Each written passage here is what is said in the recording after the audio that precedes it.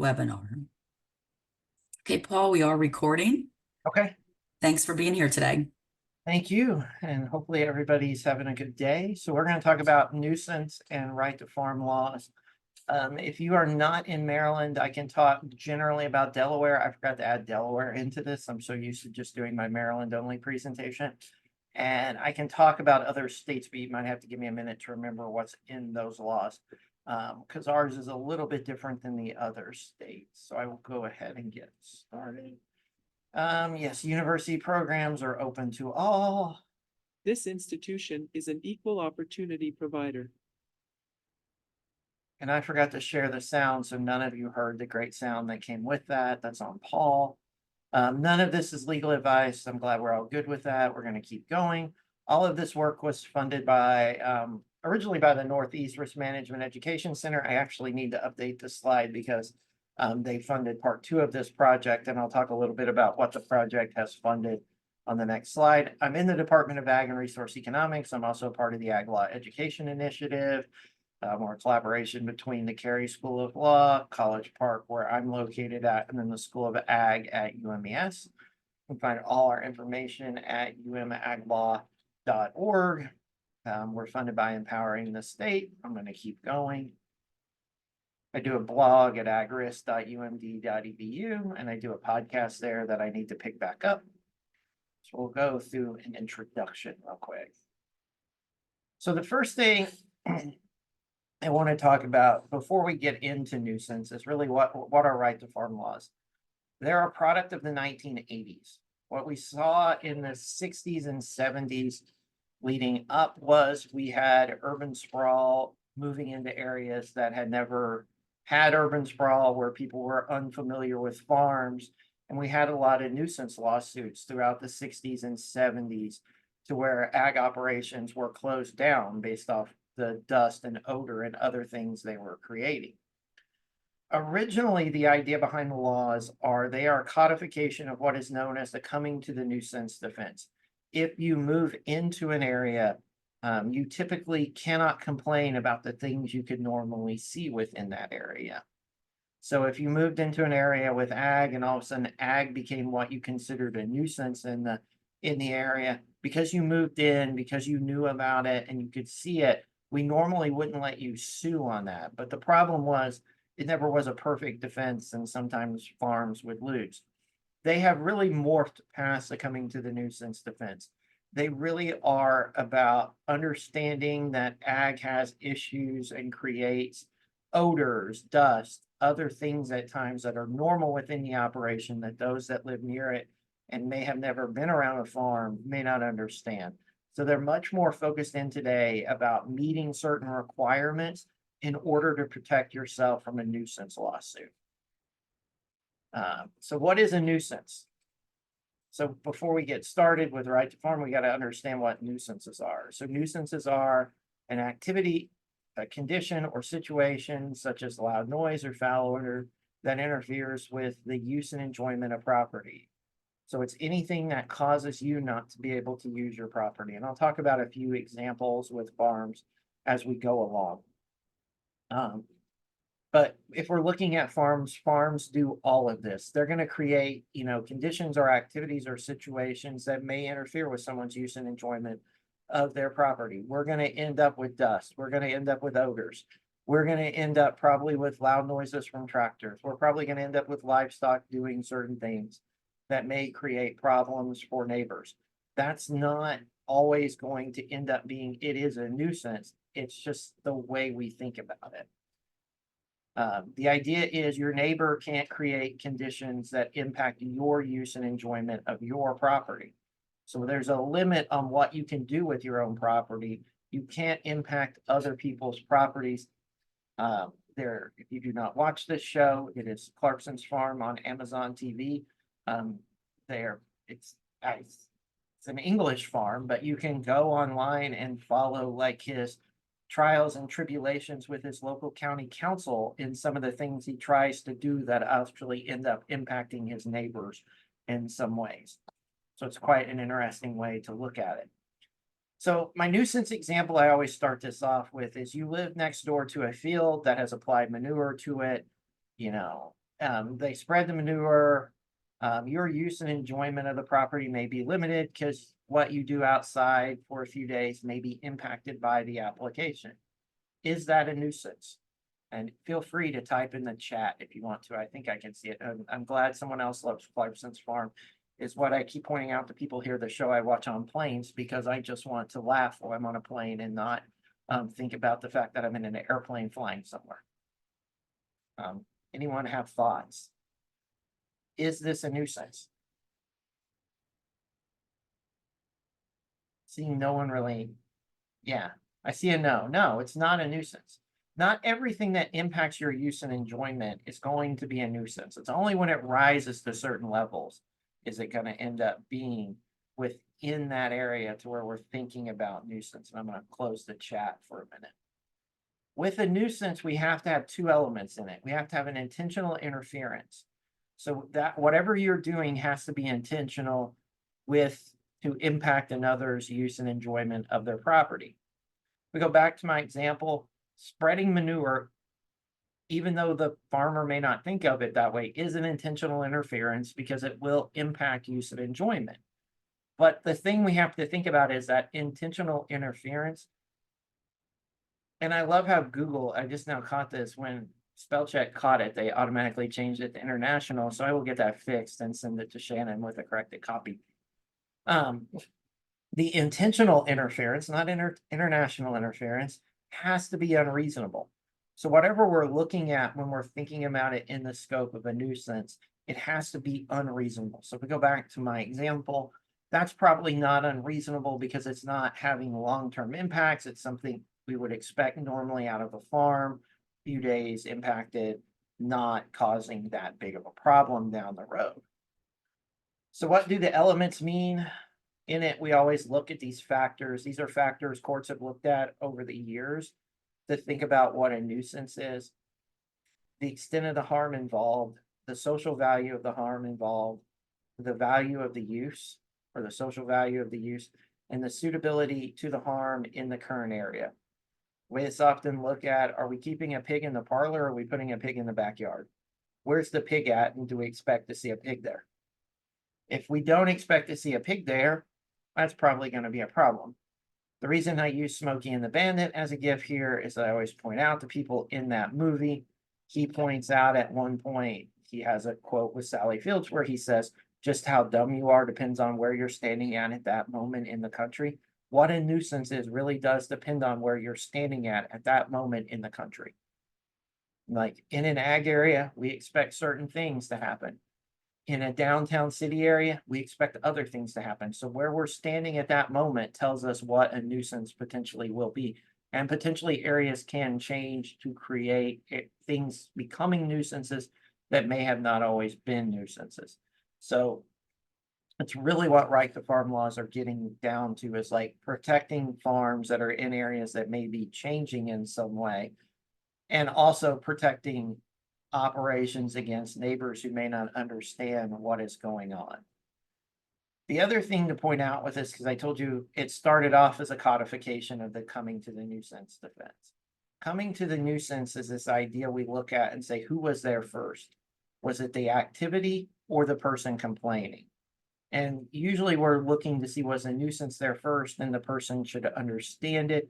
At the same time, these are things we have to think about as we're moving forward with this. The problem with it was I said it's a defense. It really wasn't a defense. If we were talking about negligence, we would talk about assumption of the risk. Assumption of the risk is you knowingly go out and accept a risk and do it. That can limit a negligence claim if you are injured because of the activity you assume the risk on. With nuisance, coming to the nuisance never barred a suit. It was just something we weighed in the equation. So even though the person was there first doing the activity, they may lose in a lot of cases. And for those in Maryland, this was never actually recognized as a defense.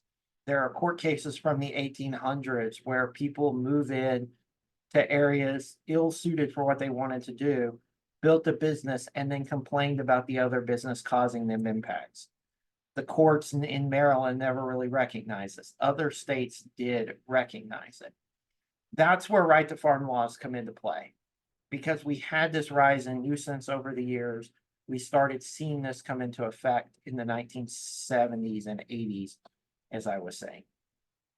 So yeah, 1970s, as I already hinted at, 60s, we saw people move into urban areas or move from urban areas to rural areas. We had these new conflicts with these new residents, and a lot of court decisions shut down farms that had been established for a long time. The most famous out of all these that most law students will learn for coming to the nuisance usually, and other ways for how it was handled fairly. Is Spur Industries. Spur started out as a ranch in Arizona. It's used to be in the Sun City area of Arizona. And then Del Webb started building houses next to it. And eventually by the 40s, it had morphed to a feedlot. As Del Webb continued to build homes closer and closer to the feedlot, shockingly, none of the ones close to the feedlot sold. I don't know how many people on here have been near a feedlot in their lifetimes, but if you've never been, as I always point out to people, fly to Lubbock, Texas, rent a convertible and just start driving in the middle of the summer, and eventually you'll smell one and you'll figure out where the feedlot is located at. They typically have, you know, an odor associated with them that people know, and this created issues selling this. In the court decision in Arizona, the court basically said, yes, the area had changed enough that Spur had become a nuisance. But at the same time, the person complaining, Del Webb, the home developer, was the cause of the change. So he couldn't complain, or his company couldn't complain, because they were the cause.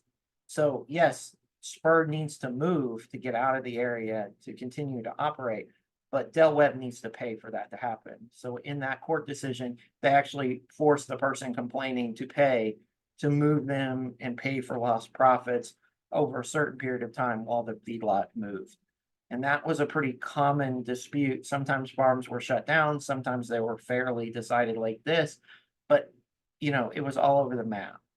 Right to farm laws came into effect in about the 1940s state or 1980s, states started passing them. The idea at the initial was we're going to put this coming to the nuisance idea into law and make it an absolute defense.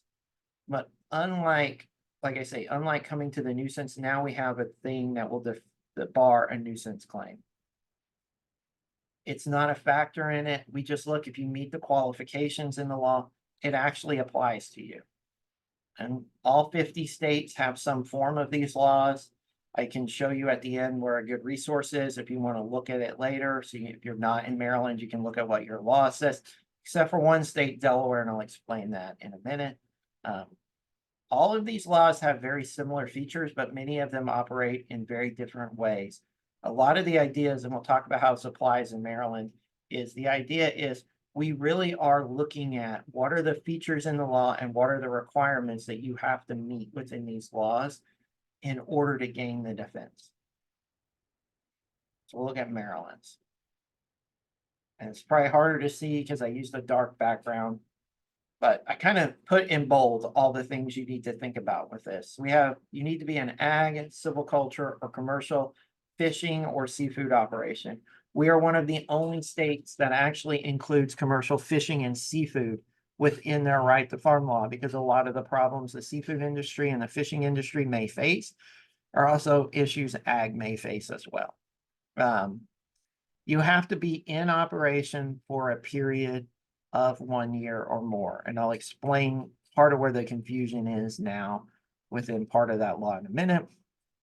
And then the operation has to be in compliance with all applicable federal, state, and local health, environmental, zoning, and permit requirements. And it cannot relate to a conduct from negligence. We're not going to talk about negligence today within that. So like I said, the first thing we got to think about, are you an ag, forestry, or seafood operation, or fishing operation in some way? Have you been established for more than 1 year? Those are the first things we need to think about. So far, if you meet those two elements, and we'll talk about that 1 year provision here in a minute. And then at the same time, we need to make sure you're complying with all applicable laws. So that means if you got nutrient management requirements, we need you to be meeting your nutrient management plan. If you've got a CAFO permit or a MAFO permit, we need you to be complying with your animal feeding operation permit within that. If there's zoning and planning within this, that the farm needs to meet in order to operate, we need you to be meeting that at the same time. We can compare that to Kansas in a second, where I think an outcome would have been different. Because their law provision is much broader, and you can't be conducting it negligently. Like I said, we're not going to talk about the day, because that's a pretty rare incident within right to farm laws and thinking about nuisance. So I always point out to people, the idea behind the law is we're going to protect good actors. Those would be operations complying with the law, not being conducted negligently. Because if we think about it in terms of this, and most states have this, to where we want you in compliance with at least environmental laws. The idea being, if you're complying with these environmental laws, the other permits that you may have to have in the operation, more than likely you are trying to minimize your impact as a operation to create a nuisance. It's only the operations that may be doing stuff incorrectly that may not be able to get this benefit of the law. Hopefully that all makes sense so far. And then my favorite part of Maryland's law is, and this is pretty unique, except I think New York does this as well. Because we have home rule within the state, meaning certain counties have the ability to create their own ordinances related to this and create county codes. 22 out of 23 counties have adopted similar languages for their county right to farm ordinances within the state. Most of them all say the same thing, but a little bit differently each time. In fact, I'm trying to put together a project where we would review these and try to come up with some consistent guidance for counties to make these to think about how to make them better and work with operations a little bit better. The idea is, within this, you're going to have to use generally accepted ag practices. What are generally accepted? Well, we'll look to what University of Maryland Extension or the local soil conservation district has defined as a practice to see if it's generally accepted. If it's not defined, then we presume it's generally accepted, but the person complaining can show evidence that the practice is not generally accepted anymore. It's always on the person complaining to show that the practice is not generally accepted. It's on the person utilizing the practice to show it is generally accepted.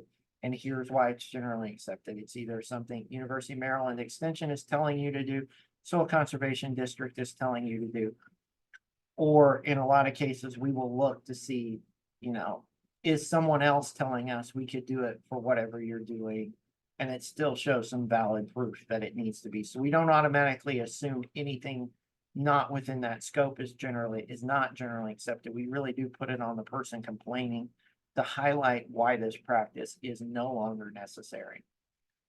In most of the counties, we also require disclosure of the right to farm law and the ordinance on any property sold within the area zoned for agriculture. Within that's to put new owners on notice that they are moving into an ag area and to make them aware of what's going on within that piece of property. Realtors have gotten better at highlighting this with groups, so it's something to pay attention to. Most people sometimes don't do it. I'm going to talk about a recent development that's out of Talbot County.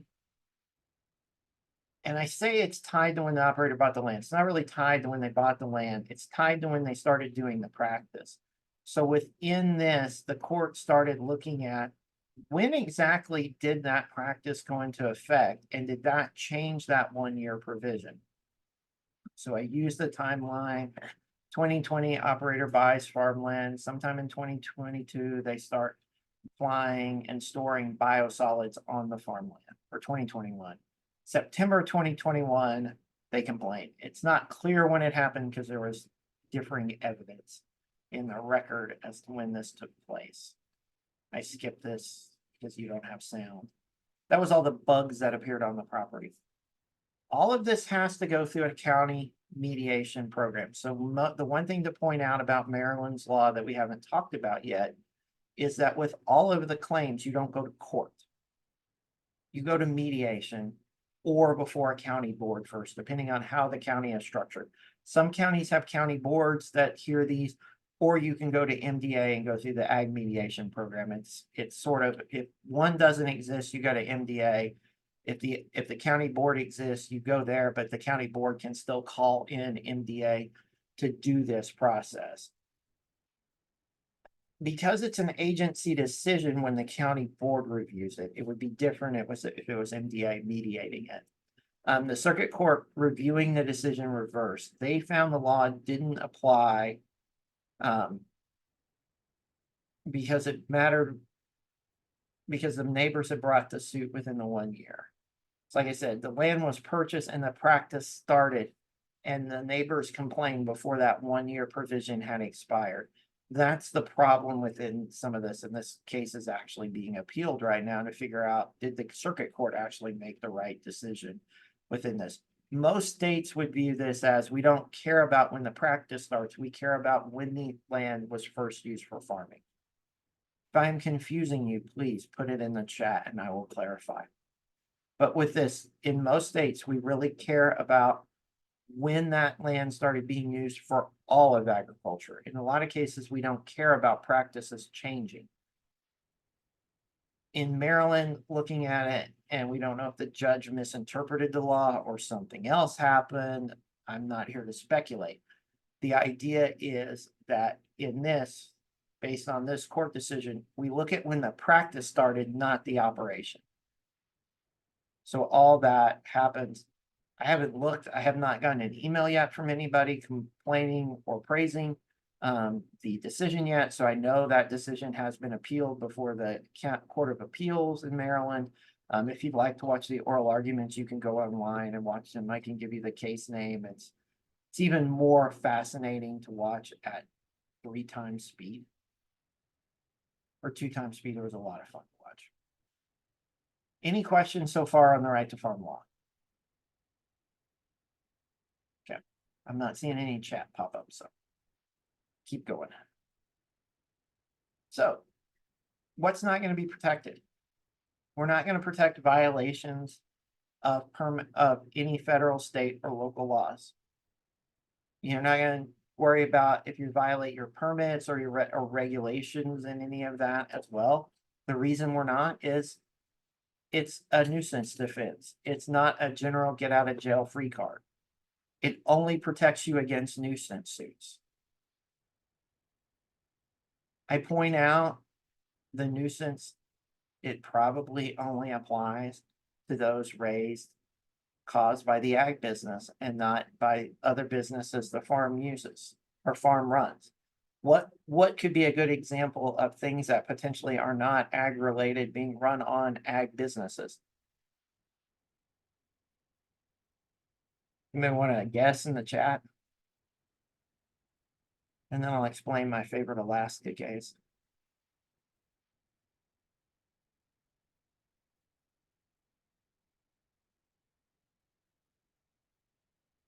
Yes, agritourism. If we start venturing far enough away from what a farm would do with our agritourism operation, we potentially could run afoul of the right to farm law and not have protections.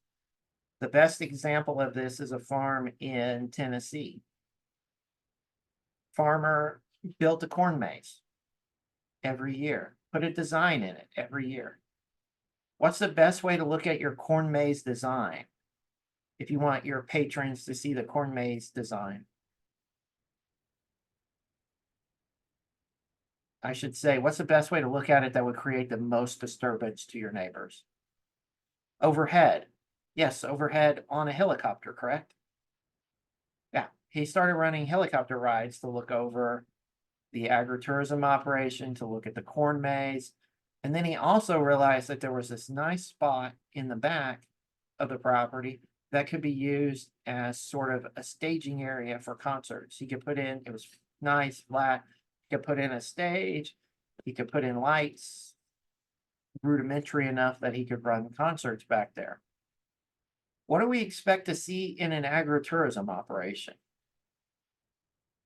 We probably expect to see, hay rides, corn mazes, you pick maybe a winery that we can go into, maybe certain other things. Do we expect helicopter rides? Do we expect concert venues? Even though a lot of these operations are running, potentially concerts during the day, these were running concerts at night.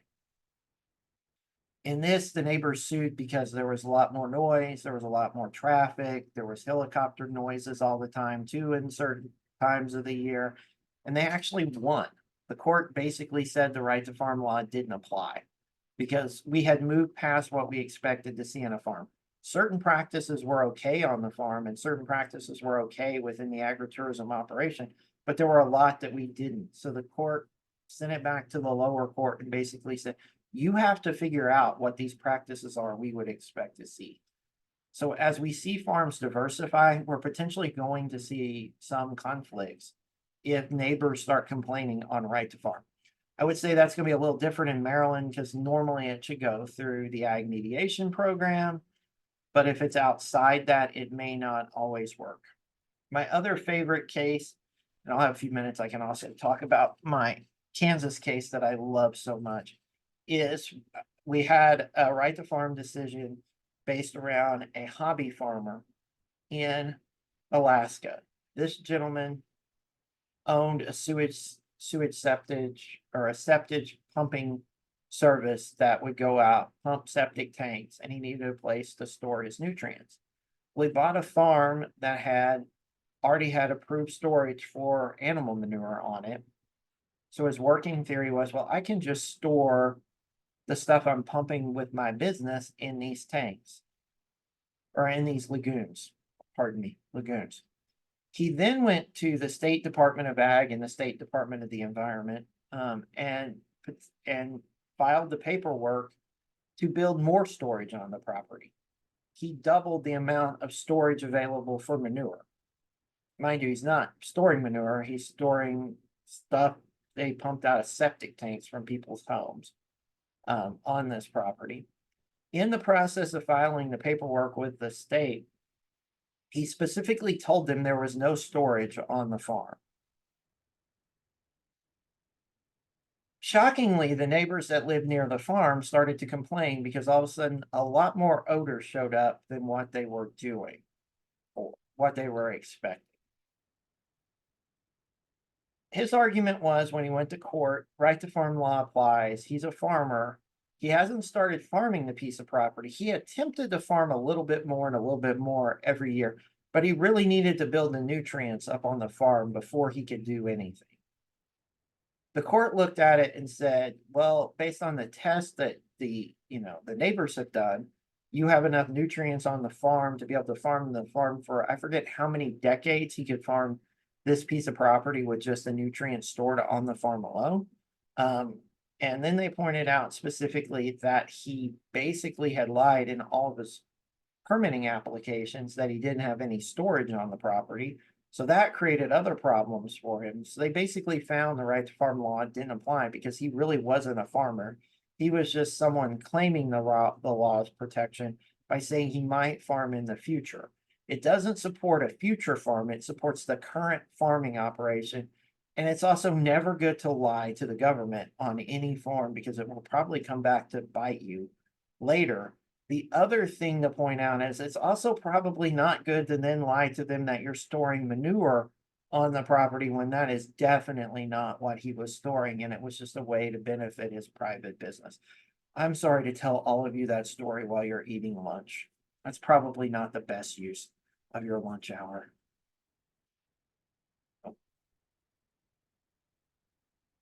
The other thing to point out is, like I said before, negligence doesn't apply in these cases as well. And give a brief definition of negligence. Negligence is when you fail to exercise a standard of care we would expect from a reasonable and prudent person. My best example is always with cattle. You have cattle on your farm, the fence keeping the cattle off the road is not in condition to keep the cattle in. One day, your neighbor is driving down the road and hits a cow, then it's wandered off. Is that negligence? Potentially, because if you knew the fence wasn't in condition and you didn't get it fixed within a reasonable amount of time, It's probably not what we would expect out of a reasonable and prudent person. We may expect them to get it fixed a little bit quicker. So that's it. That's one way we can show it. We can show it a lot of ways, but this is pretty rare in a right to farm situation. So it's something to think about. So within all this, what happens if your neighbor complains? So if you're in Maryland, if your neighbor complains, this is where Maryland's law differs from all the other states. The only other state similar to this is New York. The complaint is first heard by a county ag reconciliation board or the state's ag mediation program. So if you've ever been to MDA and needed to utilize the mediation program for something, these are the same people they're going to send out.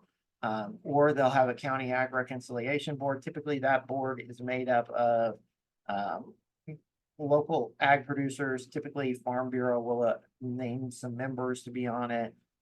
Sometimes includes a realtor, sometimes includes other neighbors. It may include somebody from zoning and planning. They're all variations within how that operates. Typically the UME ag educator sits on as an ex officio member, and I believe in some cases even soil conservation sits on in the same way, just to help guide and help people understand what ag is like in the state. Within all of this, right to farm laws are an affirmative defense. Affirmative defenses, the idea is basically you actually have to use that defense at trial or you don't get it later. You can't bring it up on appeal. You have to use it at the first available opportunity. So if you don't do it, right to farm laws are that. Those are great to have, but it doesn't mean the nuisance suit will automatically end. In other states, you're going to go to court for a long time. It could take years. It could take a while to work this through the process. And we've seen some that worked through the process, had bad decisions for ag producers, then been changed on appeal or maybe changed again on a further appeal. So there can be a lot of time and legal costs associated with just taking it through trial through potentially multiple appeals.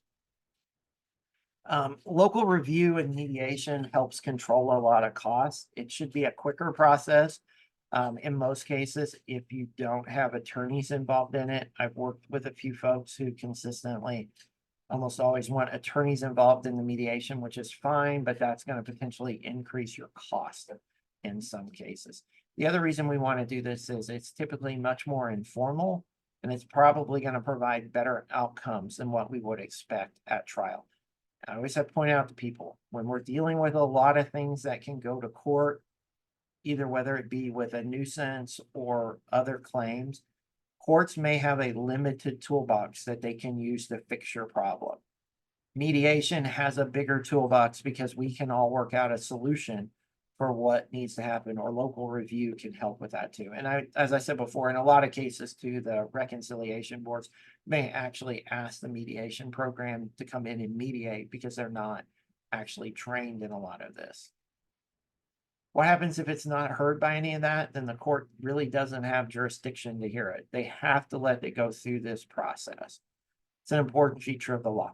Now, if we go through the county board, we may actually be able to have a state court hear the decision, as we saw in the other Maryland case. But, you know, that's the process is working in that case. It's at least forcing you to go through this local review process. I'll go back to our example, and I don't think I had slides on the Kansas case, but I can talk about the Kansas case. Without that, we can see the differences in the two laws. So again, you go back, you live next to this field, it's spreading manure, your use and enjoyment may be limited for a few days. Farmer's been in operation for 15 years. Operation complies with all the rules and regulations it should be complying with. It's not being operated in a negligent manner. Does the right to farm law apply? Yep, it does. In Maryland, it clearly would apply. In most states, this would clearly apply. Very few states it would not. Now I go back and ask a different question. Your house existed in the area before the farm. In fact, you lived there before the farm even was established. In fact, that was pasture land, and then it got turned into a crop field. In fact, it's been mixed use for 20 years, so it's ag with houses surrounding the farms. Does the right to farm law apply?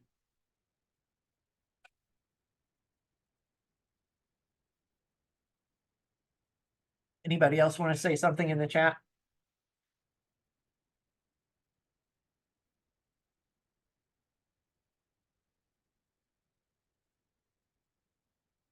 Well, only one person that wants to participate.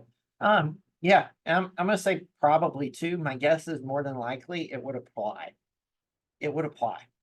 Because in most cases, it's no longer about coming to the nuisance anymore. It's about meeting all the qualifications. And I didn't give you what, I didn't I didn't give you the qualifications here. Has the farm been in compliance? Probably. If the farm has still been in compliance with everything, the law probably still applies and it probably will still protect it. There's only a few states left to where this may come out to be no.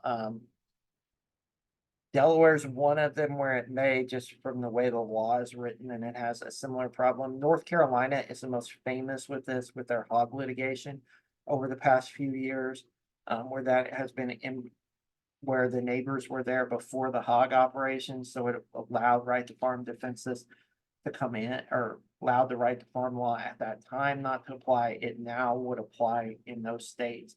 So there are states where this is still up in the air. And I'm not actually gonna wrap it up because I forgot to include in the Kansas stuff.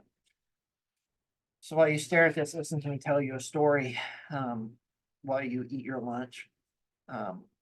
Actually, I would not eat my lunch during this story. It also might be as bad as the Alaska cases I think about it. We have a hog farmer in Kansas who decides to build 2 new barns, if I remember correctly. I can't remember if it was 2 or 3 new barns, but in doing this process, he needed to run 3 lines to move the effluent to a farm he owned that was cropland to apply it. With two of those lines ran water, 1 line ran effluent to get it through. To do this, the properties were not abutting each other. There was a piece of property in between them that this landowner did not own and was actually owned by another farmer in the area, and his house was on the property. To do all this, the farmer with the hog farms, basically went into the county to get basically a permit to run these 3 lines through the right of way on the road that existed between the 2 properties. So his basic idea was, I'm gonna run this through the ditch. I'm gonna get it to this piece of property. I'm gonna set my center pivot up and I can apply all these nutrients by doing that. In the process of doing this, he lied to the county that he had the neighbor's approval to do this. In fact, when the neighbor that was in between with his house there looked at what the plan was, in fact, told him, he said, why don't you run the pipe 1 more field over and then it will be further from my house and cause me fewer problems. If you already see how the story's going, it's not gonna go well. So in the process of putting the pipe in, which he didn't have a permit for, he crossed basically the other landowner's property when, oh. I'm seeing Andrea has something to tell me.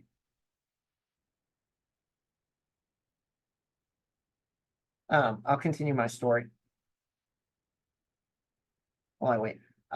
In the process of doing this, he crossed over the other farmer's property. In the process of doing this, the other farmer called the county sheriff. County sheriff came out, requested he stop in the middle of the process, said he didn't have a permit. He said, I don't need a permit, and he kept going. He put the pipes in, got everything set up. Shockingly, after the sheriff told him to stop, he left for the day and then came back and finished when the sheriff wasn't there. In the process of doing this, because that neighbor had complained, he set the gun up on the center pivot, so it hit the neighbor's house every time, and in fact, hit the owners of that property multiple times as they went out. They could no longer use their property. They moved to their other home in Nebraska, and in fact, the sale, because he was selling it to another farmer, fell through because the other farmer did not want to have to deal with hog effluent hitting the house. Property became uninhabitable. They could document how many days the property was not used. And that neighbor sues for nuisance. And trial court says, yeah, right to farm law doesn't apply. Right to farm law doesn't apply because the Kansas law requires you to not break any laws in doing your operation. In putting the pipes in, he trespassed on the other person's property because the right of way requires you to actually be using it for a common good, not your own purpose. It's a common carrier right of way that we have across county roads in some areas. It's not just a general put anything in the ditch you want to and use it. It has to be used for common carrier purposes. That's why gas lines, electric lines, and other stuff can run on that right of way usually because it's benefiting all of us. This was just benefiting this guy. In fact, when it got before the Kansas courts looked at it and said, yeah, not only did you trespass, but the court applied punitive damages to you, which are damages to punish you for your action. They are so specific, you have to be such an egregious actor, you deserve them. This court said, yes, they deserve them because not only did you spray the gun at his house every day, cause a cell to fall through, but after you lost at the trial court stage, you stored nutrients across the street from his property for weeks just to punish him. And in fact, when the lawsuits were all filed, you doubled down and sprayed more days than you had the year before, even more than you were actually allowed to. So yeah, you lose. So my point of my story is, and this is, don't break any laws and don't actually be the jerk that people want to sue in the end. That never goes well for you.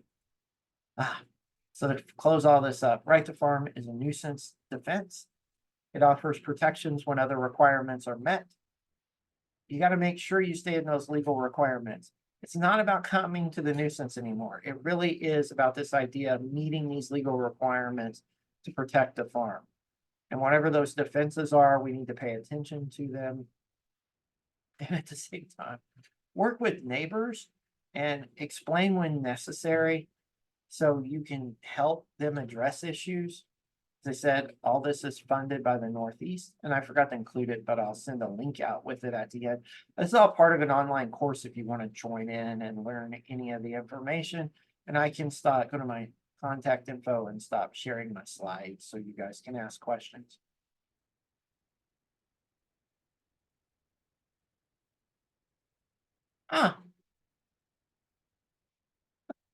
So we're still trying to figure that out with cities. My guess is because the way a lot of the laws are written, they may not actually protect urban operations, but my guess is the way Maryland has written their law that if we're looking at like a city within that case, and I'm assuming that's what you're asking me about, Andrea, that if that's the case, as long as you meet those qualifications, you really are going to have the benefits of the right to farm law to where it would protect you more. The states where we're not going to see it are those few handful that are left that actually require the ag operation to be pre-existing all the other uses. And those are pretty rare at this point. Most states have gotten away from that based off what happened in North Carolina. And to move it much more traditionally, what we're seeing in a lot of areas, which is, meet these qualifications and your ag operation is protected. Yep. And for Nova, I can get you the link to the Penn State has an ag law center, and they have done a lot of work on the Pennsylvania right to farm law because that law operates a little bit differently. If I remember correctly, and I hope I stopped sharing, you have to be within an ag district for it to apply, so it would apply a little bit differently within that operation. Yes, and it will be updated soon because we're waiting to see how the right to farm case comes out, and then we're gonna update the online course to include in information related to working with attorneys and general liability insurance. For those that don't know, and while I'm just jabbering, I'll find you the link for the online course. The course features stuff too related to trespass, landowner liability for trespassers or anyone else that you want on the property, livestock liability, fencing liability, estate planning, right to farm, and ag leasing within it. So we've done like 3 courses. I think the longest one you listen to is probably me rambling on either estate planning or landowner liability. And with many of them, you should realize I probably almost died of heat stroke shooting 90. I think we shot almost all of them outside during a heat wave. Any other questions?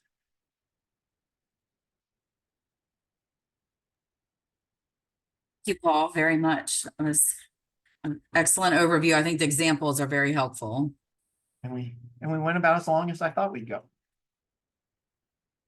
Yeah, and I'll get my slides corrected and send